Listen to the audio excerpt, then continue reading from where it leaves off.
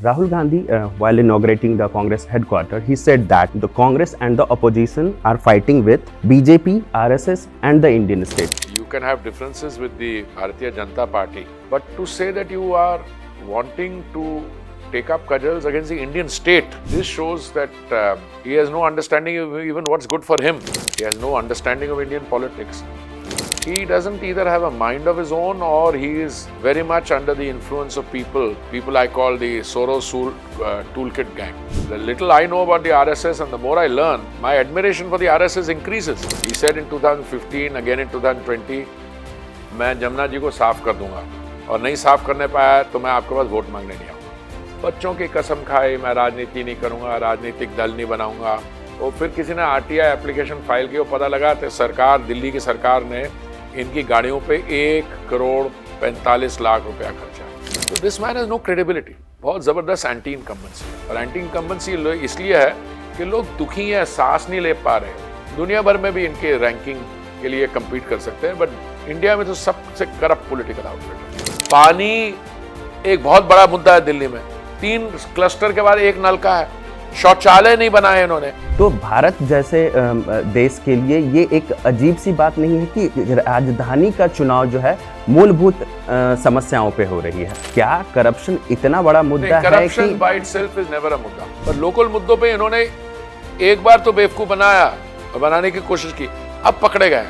क्योंकि अब लोगों को एक्सपेक्टेशन होती है, इनकी करप्शन एक तरफ, इनकी नॉन परफॉर्मेंस, नॉन डिलीवरी एक तरफ, और हम पॉजिटिव, हमने देश में क्या किया और दिल्ली में क्या करने वाले वो दूसरी तरफ। Now when you have that large population and you have people coming and they will settle down wherever they can looking for work. The government of India, Modi ji's policy is very clear. We want to settle these people in. In 2019 when Modi ji realized कि they are making excuses and Mr. Kejriwal's party turned around and said अभी हमें 2 साल और चाहिए, 2.5 साल और चाहिए क्योंकि assessment करवानी है. That's when the Prime Minister took a decision कि इनके बस की नहीं और करना नहीं चाहते हैं. What's going wrong in assembly polls? Is this the leadership crisis? कौन बनेगा? हमारे यहाँ कोई टैलेंट की शॉर्टेज है ही नहीं, बट सेंट्रल लीडरशिप इस पे निर्णय तब करेगी जब अब स्थिति देख के क्या होगा। और केजरीवाल जी को ये कहा तुम अपना तो तय करो कि तुम होगे या वो इंटरिम या चीफ मिनिस्टर आतिशी होगी। अगर हम पिछले 10 साल में देखें तो भाजपा सरकार ने और व्यक्तिगत रूप से नरेंद्र मोदी जी ने बहुत कुछ किया है। समाज में एक तबका है, अ सेक्शन ऑफ सोसाइटी, और जो समय समय पे सिख और हिंदू समाज के बीच में एक रिफ्ट क्रिएट करने का प्रयास करता है। तो उन लोगों के लिए क्या कहेंगे? नमस्कार। BJP has been out of power in Delhi for over 2 decades, and this assembly poll, BJP is seeing this as a golden opportunity to come back to power because of anti-incumbency wave against the Aam Aadmi Party government and the former Chief Minister Arvind Kejriwal. To discuss the Delhi assembly polls and other issues related to it, we are joined by Hardeep Singh Puri, the Union Cabinet Minister and the Rajya Sabha MP. Namaskar, sir. Welcome to Organizer. Namaskar. Hardeep ji, let's start with the recent controversy by Rahul Gandhi. Rahul Gandhi, while inaugurating the Congress headquarters, he said that the Congress and the opposition are fighting with BJP, RSS, and the Indian state. How do you see this controversial statement of Rahul? I'm frankly speaking not surprised. I'm appalled that anyone with even a little bit of political education could have said this. First of all, you can have differences with the Bharatiya Janata Party, which is a political party, and you're in a different party, you can have differences. You can say you want to fight them. But to want to fight the RSS, it's a cultural organization. And let's put that aside. But to say that you are wanting to take up cudgels against the Indian state, this shows that either he has no understanding of Indian politics, he has no understanding of even what's good for him. Few months ago, when the last session of Parliament was going on, he used to wave copies of the Constitution, sometimes wrapped in cellophane. And we got hold of one of those copies. It was clear that he hadn't read it, because one of those cellophane wrapped copies actually had a preface which was deeply critical of the Congress party. because of the emergency and other amendments that they have brought to the constitution. My view is that this young, so-called young leader who has been launched and relaunched so many times, he doesn't either have a mind of his own or he is very much under the influence of people people I call the Soros toolkit gang.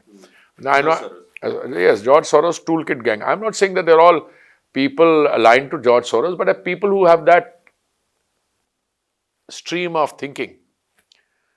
One of his mentors said, you know, there's no such thing as an Indian.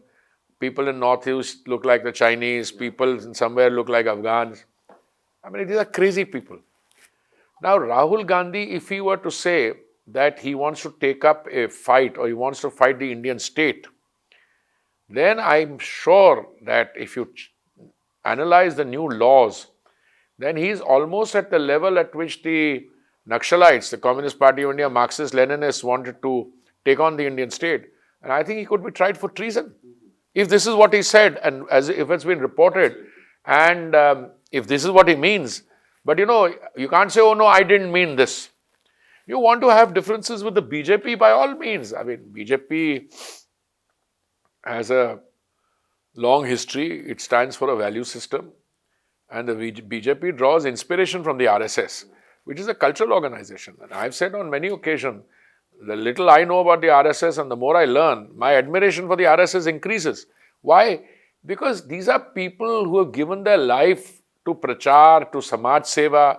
Whenever there is a natural calamity or there is some difficulty, the RSS comes out to help the people.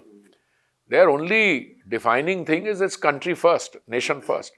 Now to say that you want to fight them politically, I mean, what do you want to fight? You want to fight their samaj seva sentiment?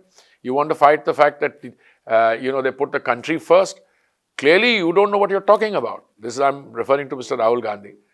He goes and signs agreements with the parties of communist states, doesn't make them public.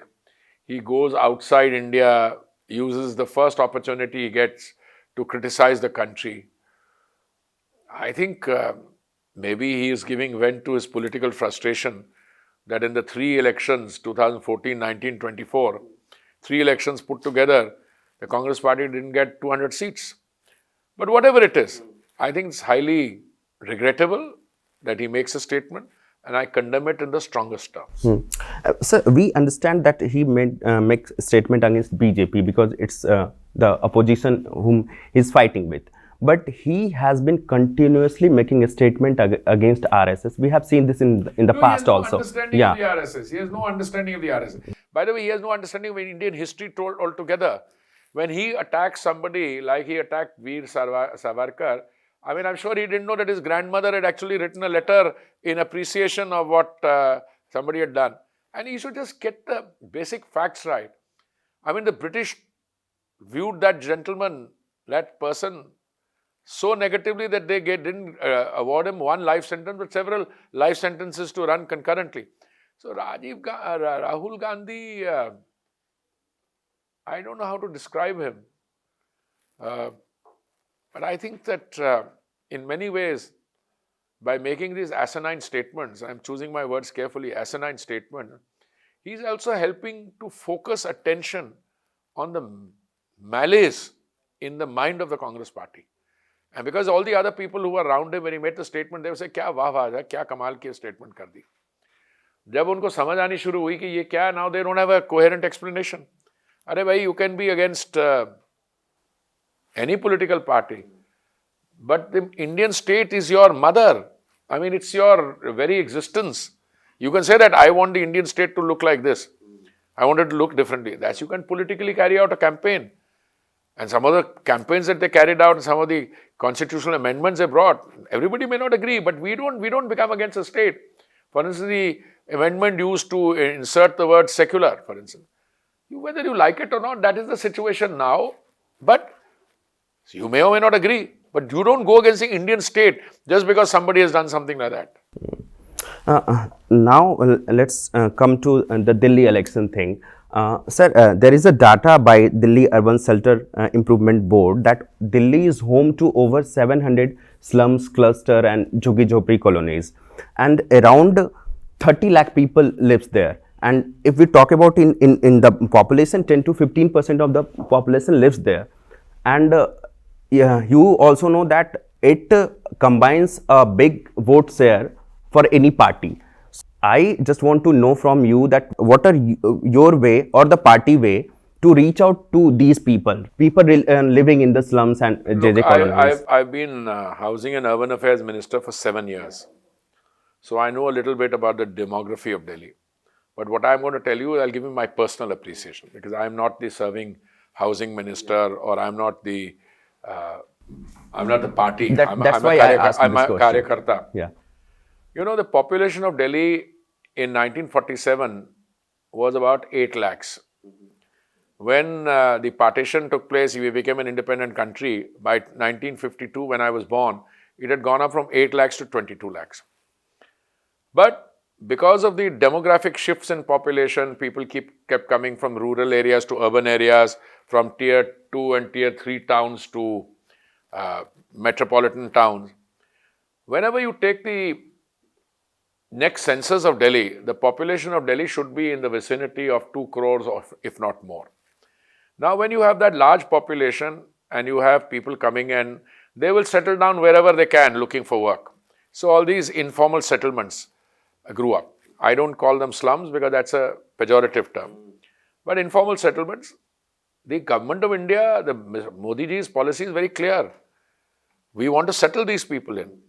And not as Kejriwal says that we want to remove them. We want everyone who's living in an informal settlement to have a pakka awas with a kitchen, a toilet, like the kind that 3,200 we built in Kalkaji when I was housing minister, like the kind we just handed over in Jailer Wala Bagh, I think 1800. And our view is that people living in these slums or informal settlements should all be given Pradhan Mantri Awas Yojana flats, jahan juggi wahi makan. And also those unauthorized colonies, 1700, the work on the providing the regularization or providing Malikana Haq to those people, that should also be expedited. It's precisely because the Delhi government, earlier the Congress, then the Aam Aadmi Party government, did not do anything about it. Although it's a state subject, land is a state subject. In 2019, when Modi ji realized that they are making excuses, and Mr. Kejriwal's party turned around and said, "Abhi hame 2 saal aur chahiye, 2.5 saal aur chahiye, kyunki assessment karwani hai." That's when the Prime Minister took a decision कि इनके बस की नहीं और करना नहीं चाहते हैं, इसलिए central government, केंद्र सरकार will bring a bill. I remember very clearly, it was November 2019. My younger daughter was getting married. I had to miss part of the marriage ceremony because I had to go and pilot the bill in Parliament. But karte, we got the bill passed, we started the registration, the authorization, but then came COVID for 2 years. So that work has to be expedited. Every stage in this and other things affecting Delhi, Mr. Kejriwal acts as a stumbling block. He doesn't help. When we were wanting to do the RRTS, I told him, Kejriwal ji, if you're not interested in the RRTS, aap chhod dijiye, hum akele kar lenge. But then Supreme Court intervened. Supreme Court told him, ki you will give us the budget of the last 3 years, advertising budget. When he had to give the advertising budget, he felt ashamed. That's when he gave the contribution to the RRTS. So, sir, we have seen that the BJP have been doing excellent work and with the motto of जहाँ झुग्गी वहाँ मकान, वहाँ पक्का मकान. And PM योजना के तहत हमने देखा है कि करोड़ों लोगों को उसका घर भी मिला है. 4 करोड़. हाँ, 4 करोड़ लोगों को घर मिला है. और 3 करोड़ के और बना के दे रहे हैं. हाँ. So after few days, when PM given the keys to the people of Delhi Vasis, Swabhiman apartment in Delhi, Ashok Vihar, few days after in Sakur Basti, Kejriwal did a press conference and he said that, I will read his quote, that BJP will demolish all slums in Delhi if it is voted to power in the upcoming assembly election. BJP is prioritizing land acquisition over the welfare of slumlords. He's a liar. He's a liar. Simple. He said in 2015, again in 2020, मैं जमुना जी को साफ कर दूंगा और नहीं साफ करने पाया तो मैं आपके पास वोट मांगने नहीं आऊंगा. He is a man who started his political career under the भ्रष्टाचार के खिलाफ आंदोलन started by अन्ना हजारे जी. बच्चों की कसम खाए, मैं राजनीति नहीं करूंगा, राजनीतिक दल नहीं बनाऊंगा. मैं आम आदमी हूँ, मैं मफलर पहनूंगा, वैगन आर में फ्रंट सीट में बैठूंगा, लाल बत्ती नहीं करूंगा, मैं सरकार से। और फिर किसी ने आरटीआई एप्लीकेशन फाइल की, वो पता लगा तो सरकार, दिल्ली की सरकार ने इनकी गाड़ियों पे 1,45,00,000 रुपया खर्चा। इनका नहीं, वो सिसोदिया जी हैं, उनके पे भी 50 लाख खर्चा। तो ये तो भ्रष्टाचार के खिलाफ आंदोलन में इन्होंने अपने राजनीतिक सफर की शुरुआत की और 2012 में स्टेटमेंट करते हैं कि अगर सीएजी नहीं होता तो दिल्ली में जो कांग्रेस सरकार है वो देश को बेच देती। और अब उनसे पूछा जाएगा 14 जो आपके खिलाफ सीआईडी रिपोर्ट्स हैं उनको क्यों नहीं आपने स्पीकर साहब को सबमिट किया, असेंबली में क्यों नहीं आपने टेबल किया, आपने क्यों नहीं एलजी को भेजा। तो this man has no credibility. So there are 3 things happening Ishaan ji. One, बहुत जबरदस्त एंटी इनकम्बेंसी है, और एंटी इनकम्बेंसी इसलिए है कि लोग दुखी हैं, सांस नहीं ले पा रहे, सांस नहीं ले पा रहे। Air quality index is very poor जब होता है तो लोग खुश होते हैं, क्योंकि ये it goes from life threatening to very poor is considered good. और ये जो जमुना जी का पोल्यूशन लेवल है, अब चर्चा सिर्फ यही है कि 500 गुना ज्यादा पोल्यूटेड है या 2000 गुना ज्यादा पोल्यूटेड है। ये है स्थिति दिल्ली की, number 1। Number 2, because of the anti incumbency इनकी अपनी क्रेडिबिलिटी बहुत लो हो गई है। और क्रेडिबिलिटी लो होने का कारण है कि outfit which started as a political startup against corruption has become the most corrupt political outfit in the country. दुनिया भर में भी इनके रैंकिंग के लिए compete कर सकते हैं, but इंडिया में तो सबसे corrupt political outfit है। Sir, you have mentioned about Yamuna and corrupts as well as corruption. I will come to corruption later. First, I want to know, does BJP has any plans to 100%। BJP, कोई आप BJP को challenge दे रही है, they'll get the best expertise in the world और कर, कोई ऐसा challenge नहीं हो सकता। अब लोग कहते थे नहीं वो गरीब लोग हैं, बस्तियों में रह रहे हैं, उनका क्या होगा। अरे वो गरीब लोग नहीं है, आपकी नीतियां नहीं थी तभी वो गरीब, आपकी नीतियां खराब थी तभी वो गरीब हुए। अगर 2014 से पहले जितना मोदी जी का अर्बन स्पेस में अटेंशन है, अगर उसके पहली तो 2004 और 14 के बीच में सरकार थी, अगर उन्होंने इतना इसमें गौर किया होता तो हम इस स्थिति में पहुंचते ही नहीं। सर, आप बार बार करप्शन को, शीश महल को मुद्दा बना रहे हैं, और अगर हम लोग भाजपा का कैंपेन देखें तो इसी अराउंड घूम रहा है। वो इसलिए क्योंकि हमारा मैनिफेस्टो नहीं आया। लेकिन सर, एक बात ये है कि हमने अभी झारखंड चुनाव में देखा कि करप्शन एक बहुत बड़ा मुद्दा था हेमंत सरकार के खिलाफ, वहां पे लेकिन हेमंत सरकार की वापसी होती है। तो क्या करप्शन इतना बड़ा मुद्दा है कि corruption by itself is never a मुद्दा। Corruption, that is what I want to, I can tell you, corruption नहीं बोला। The real contextualization of corruption is कि हमने जो विकास का काम किया उस पे इनकी करप्शन को हम दिखाएंगे। जैसे अगर हमने 4 करोड़ आवास बनाए, हमने कहा कि हम 3 करोड़ आवास और बनाएंगे, आपने आयुष्मान भारत वाली योजना दिल्ली में लागू नहीं की, हम कहेंगे हम आपका ये जो मोहल्ला क्लिनिक वाला नाटक है इसकी जगह हम अच्छी सा आपको हर एक इसको बढ़िया सी मेडिकल फैसिलिटीज देंगे, हेल्थ फैसिलिटीज देंगे। अगर हम आपको पानी, एक बहुत बड़ा मुद्दा है दिल्ली में, 3 क्लस्टर के बाद 1 नल का है, शौचालय नहीं बनाए इन्होंने, तो केंद्र सरकार जो कर सकती है वो करेगी। पर अगर केंद्र में और राज्य में और यूटी में दोनों में भाजपा की सरकार हो जाए तो डबल नहीं और ट्रिपल इंजन बन जाता है। सर, ये मेरा एक कह सकते हैं व्यक्तिगत भी आप कह सकते हैं सोच है कि दिल्ली देश का राज्य है और दिल्ली का चुनाव बिजली, पानी और सड़क के मुद्दे पे होता है जो कि मूलभूत है। तो भारत जैसे देश के लिए ये एक अजीब सी बात नहीं है कि राजधानी का चुनाव जो है मूलभूत समस्याओं पे हो रही है। कुछ और भी हो सकता था क्योंकि ये देश की राजधानी है। देखिए, इस मुद्दे को ओवरस्टेट नहीं करना चाहिए। 2014 में, 2019 में, 2024 में दिल्ली में 7 लोकसभा सीट से 7 जीतते आए हैं तीनों बार। एक्सपेक्टेशन लोगों की होती है कि जो लोकल चुनाव होता है कॉरपोरेशन का या असेंबली का, उसमें लोकल मुद्दे हैं, पर लोकल मुद्दों पे इन्होंने एक बार तो बेवकूफ बनाया और बनाने की कोशिश की, अब पकड़े गए हैं क्योंकि अब लोगों को एक्सपेक्टेशन होती है। देखिए, आप दिल्ली के लिए क्या कर सकते हैं, हर एक पार्टी आके करेगी हम सब ज्यादा से ज्यादा करेंगे, वो तो लेजिटिमेट है कि किसी भी शहर के सिटीजन्स को। पर हमारे में कहने में और उनके कहने में बड़ा फर्क ये है कि हम तो क्योंकि सत्ता में हैं, मोदी जी की सरकार है 2014 से, हमने जो भी आज तक कहा है अपने घोषणा पत्र में, संकल्प पत्र में, 2014 के चुनाव से लेके हमने कर दिखाया। अगर हमने कहा था हम प्रधानमंत्री आवास योजना के देंगे, 4 करोड़ दिलवा दिए, 3 करोड़ और दिलवाएंगे। अगर हमने उज्ज्वला योजना में, अच्छा 2014 में टोटल गैस कनेक्शन देश में 14 करोड़ थे, अभी 33 करोड़ हो गए। उज्ज्वला योजना 2016 में प्रारंभ हुई, अब उसमें 10 करोड़ 33 लाख हो गए। आप महामारी के दौरान मोदी जी ने 224 करोड़ वैक्सीन की डोज बनवाई, मुफ्त बांटी, और देश में 80 करोड़ लोगों को दिन का 3 समय का ड्राई राशन मुफ्त दिया जा रहा है। अब इससे ज्यादा ये तो हमारी डेमोन्स्ट्रेटेड है।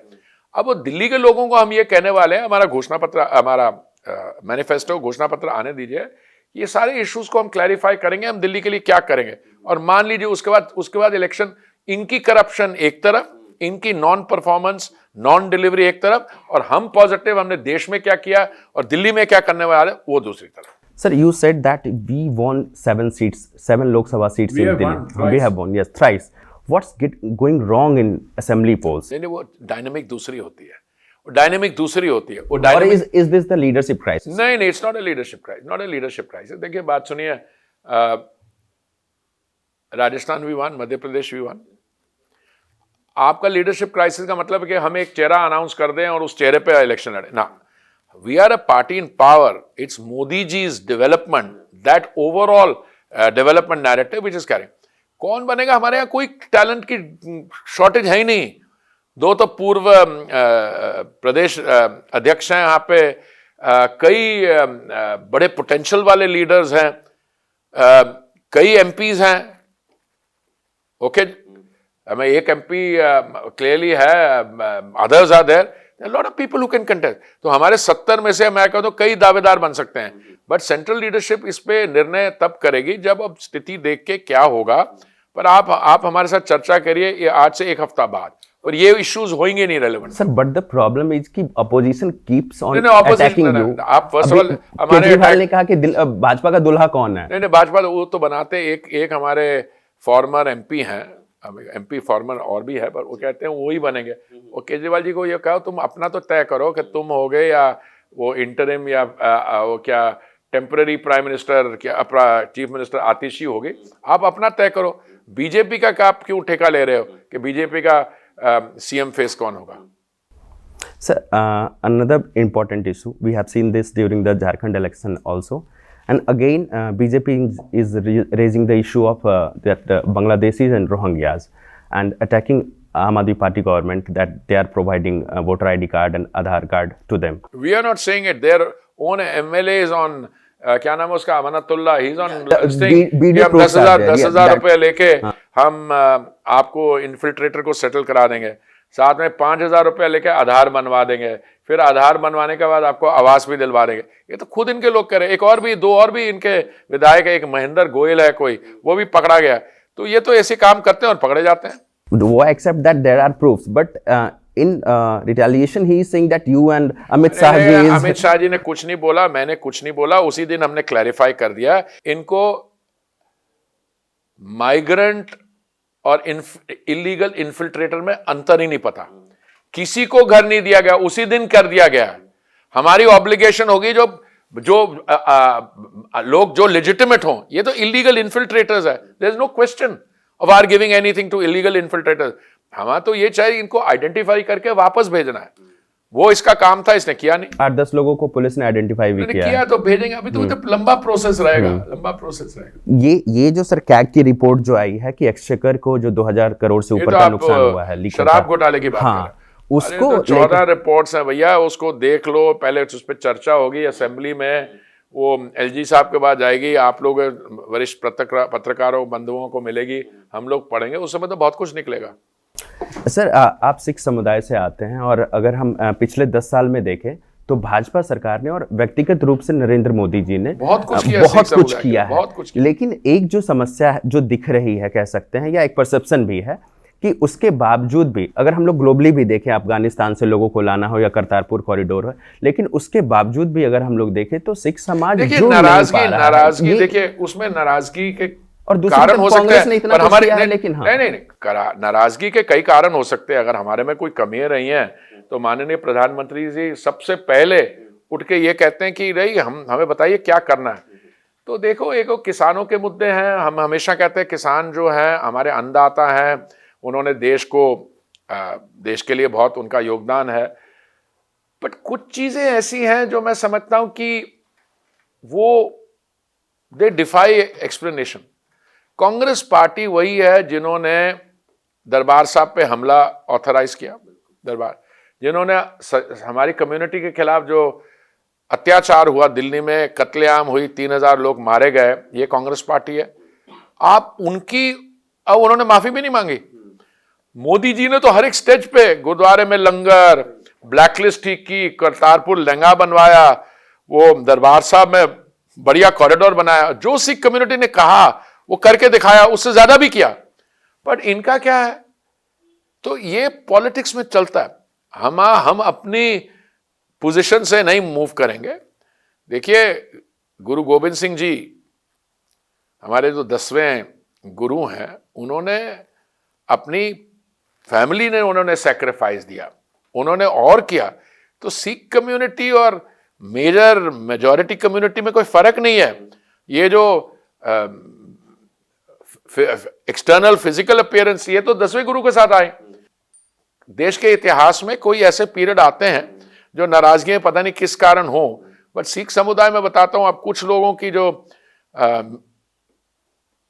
मिसलेड लोग हैं, जो मिसक्रिएंट्स हैं, जो उनके स्टेटमेंट, उनको सिख कम्युनिटी को मत जज करिए। It's a hard working community. हमारी जनसंख्या जो है देश की पॉपुलेशन में 2% से कम है, पर आप देखिए आगे उनकी जो कंट्रीब्यूशन है, आप गैलेंट्री अवार्ड्स में कितने परसेंटेज फौज में काम करते हैं। तो ये कम्युनिटी सेवा वाली कम्युनिटी है।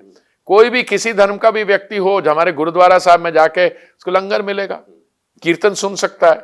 और मैं आपको एक बताऊं, ज्यादातर सिख लोग, मैं तो अपनी जो भी थोड़ी बहुत ही कमाई होती है उसमें 10वां हिस्सा जाके सोशल सर्विस में लगाते हैं। तो इसलिए जो भी अगर मिसअंडरस्टैंडिंग कुछ है, बहुत हद तक ये ठीक हो गई। अब कश्मीर के बारे में भी कहा जाता था। अब देखिए 370 हटाने के बाद अभी माननीय प्रधानमंत्री जी गए थे वो टनल की इनॉग्रेशन में। अब देखिए वहां पे पॉलिटिकल एटमॉस्फेयर है, फ्लाइट्स बढ़ी जा रही हैं, टूरिज्म भरा हुआ है। तो ये जो रेजिडुअल थोड़ी सी प्रॉब्लम रह गई है सिख कम्युनिटी, ये भी सही हो जाएगी। Sir, one last question, you talked about miscreants. तो समाज में एक तबका है, अ सेक्शन ऑफ सोसाइटी, और जो समय समय पे सिख और हिंदू समाज के बीच में एक रिफ्ट क्रिएट करने का प्रयास करता रहता है। उन लोगों के लिए क्या कहेंगे, और क्या आपके पास कुछ प्लान है इसको डील करने का? चलिए, देखिए ये प्लान जो है भी तो वो कैमरा पे नहीं डिस्कस होता है। ऐसा है, हमारा जो आउटरीच है, मैं समझता हूँ थोड़ा सा और बढ़ाना पड़ेगा कि जो कम्युनिटी के इश्यूज है उसमें तो कोई प्रॉब्लम नहीं है। रियल प्रॉब्लम है, लोग डिफरेंसेस पैदा करते हैं, वो आके कहते हैं जब प्रॉब्लम नहीं है। अब ये जैसे एमएसपी का इशू है, अरे भाई देखो तो एमएसपी कहां थी, कहां से कहां पहुंच गई, कहां से कहां पहुंची। कुछ लोगों ने मिसयूज किया। मैं उसी कैबिनेट मीटिंग में था जब हरसिमरत जी ने इसका स्वागत किया, जब हमने अनाउंस किया कि ये कृषि कानून 3 आ रहे हैं, बाहर जाके गाली देनी शुरू कर दी। तो इसका कोई बिहेवियरल एक्सप्लेनेशन नहीं है, पर हमारी तरफ से, माननीय प्रधानमंत्री जी की तरफ से, उनके सरकार की तरफ से पूरा एफर्ट रहेगा कि जो भी मिसगिविंग्स हैं या मिसअंडरस्टैंडिंग, हम उनको दूर करेंगे। Okay sir, thank you sir, thank you for joining with organiser. Thank you sir.